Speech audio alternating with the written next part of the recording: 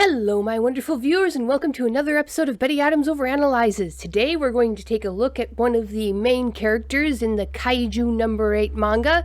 There will be spoilers all the way up to chapter 58, so be prepared for that. If you don't want to hear any spoilers, you can click away now and check out the links below the video to get a copy of one of my books, Humans Are Weird. I have the data, and Humans Are Weird. We took a vote, available in ebook, hard copy, large print, and even hardcover from Amazon, Barnes & Noble, pretty much wherever you can get a book. Now, who are we going to be talking about today? Reno Ichikawa. You could call him the secondary character of Kaiju number 8. And why are we talking about him? Well, he has just jumped back into the main plot line with a vengeance. So, Reno Ichikawa, what's going on? Now, I just had been asking questions about him, about where he was, because he was such a huge part of the story from chapter 1 to chapter 33, and we've only seen little glimpses of him since chapter 33. So for pretty much half the story so far, he's been missing, despite the fact that he was a main character in the first half.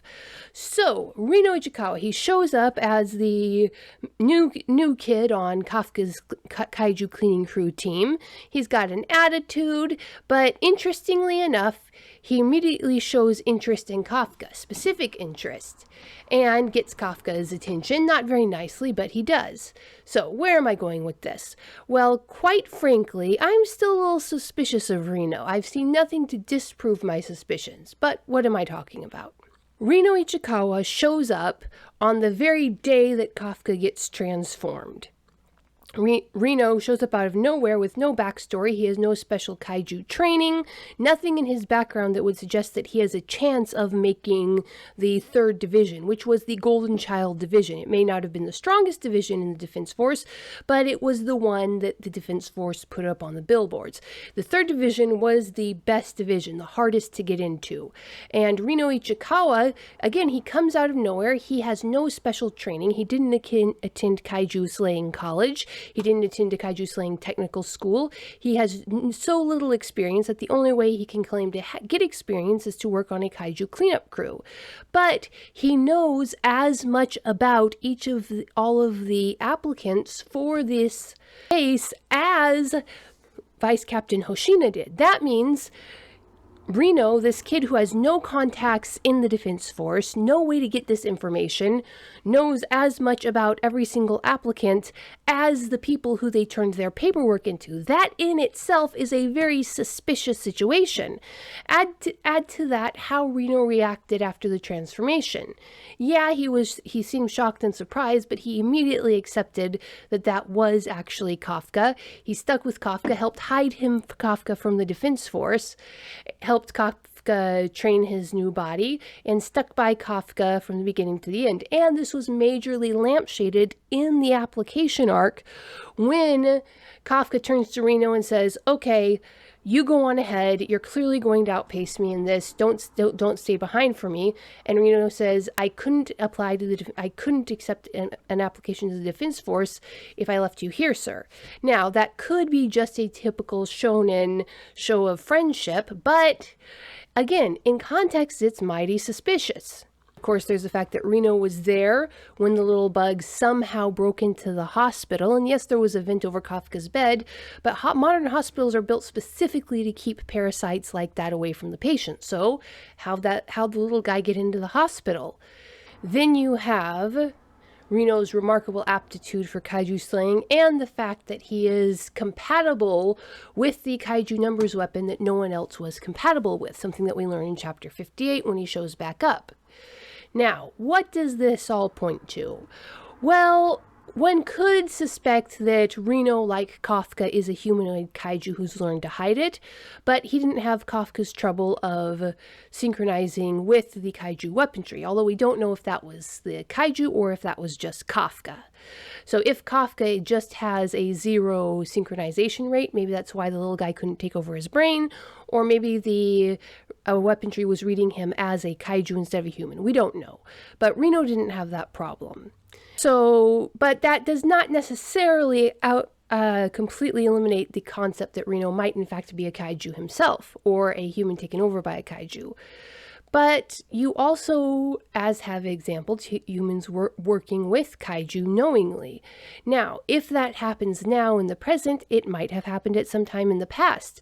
And my sort of pet theory is that Reno belongs to a family line that has been working with the benign kaiju, possibly worshipping kaiju, but that Reno comes from like a secret society family and was somehow responsible for the kaiju little guy choosing Kafka, because possibly based on some criteria known only to Reno. Again, Reno had access to way too much information about the applicants coming into the 3rd Division base that day. How did he know all of the stats for the 4 top candidates? They came from completely different backgrounds and lifestyles. One came from the private industry, one came from the military, one came from an overseas university, and one came from a technical college.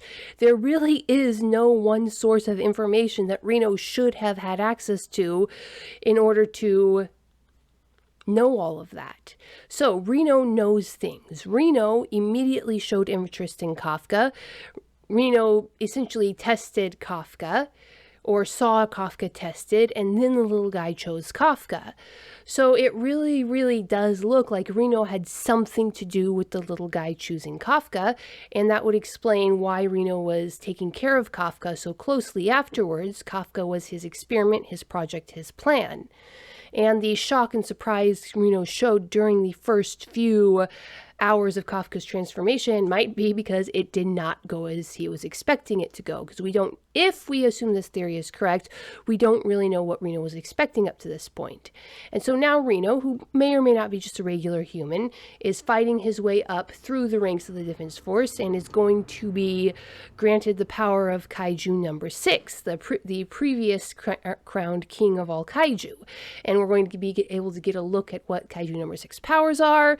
Now, several of us were anticipating that Reno would get the number 6 weapon for various reasons and artistic mirroring that Matsumoto has laid out. Reno's signature move is using freeze rounds. The number 6 weapon was on ice. And again, Matsumoto leads up to these major plot elements with artistic mirroring.